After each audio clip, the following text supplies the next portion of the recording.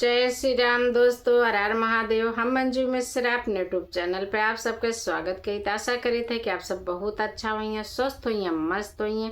तो आज आप सबका एक बहुत प्यारा और शानी मैया के गीत सुनावे जाते हैं पैर दबाते समय के। तो आप सब यह गीत का लास्ट तक जरूर सुनिए, एक प्यारा सा कमेंट करके जरूर बताइए गीत कैसे लगा। तो आप सब यह गीत का लास्ट तक जरूर सुनिए। जय श्री राम, हर हर महादेव।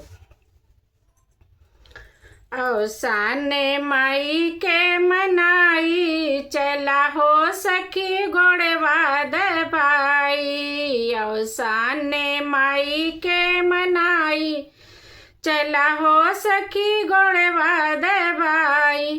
गोड़वा दबाई हो गोड़वा दबाई। औसाने माई के मनाई, चला हो सखी मई के मनाई। औसाने माई के मनाई, चला हो सखी गोड़वा दबाई। पहिला मंगन मई से मांगी पिया के उमरिया। पहिला मंगन मांगी पिया के उमरिया। पहिला मंगन मांगी पिया के उमरिया।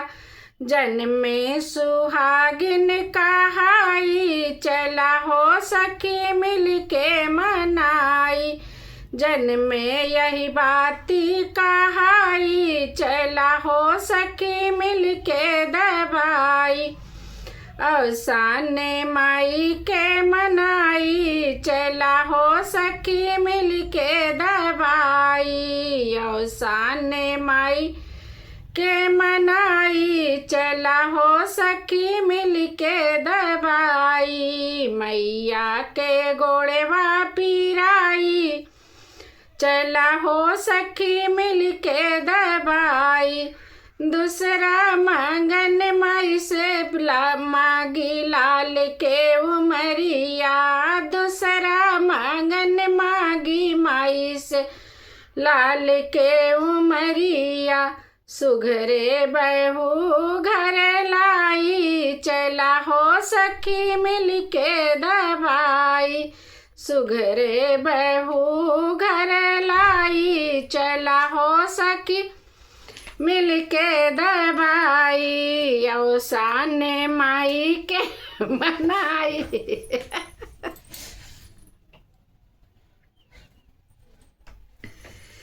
चला हो सखी मिल के दबाई। औसाने माई के मनाई, चला हो सखी मिल के दबाई। तीसरा मंगन मांगी रुने झुने करीना। तीसरा मंगन मांगी रुने झुने बेटी। रुने झुने बेटी हो रुने झुने बेटी।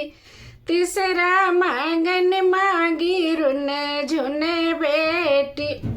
भोला दामाद हमें पाई, चला हो सखी मिल के मनाई। भोला दामाद हमें पाई, चला हो सखी मिल के मनाई। औसाने माई के मनाई, चला हो सखी गोड़वा दबाई।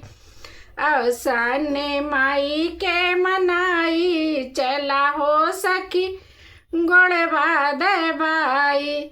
चौथा मंगन हमें मैया से मांगी। चौथा मंगन हमें मांगी पिया के यकिलिया। चौथा मंगन हमें मांगी पिया के यकिलिया। आदर करे भौजाई, चला हो सखी मिल के मनाई।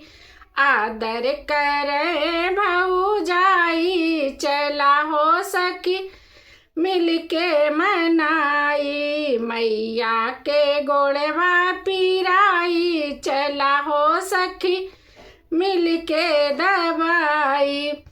पचवा मंगन हमें मांगी अपना के मांगी पचवा मांगन माई से अपना के मांगी, पचवा मांगन माई से अपना के मांगी। सदाया मरे होई जाई, चला हो सखी मिलके मनाई। सदाया मरे होई जाई, चला हो सखी मिलके मनाई। मैया के गोड़वा पीराई, चला हो सखी मिलके दबाई।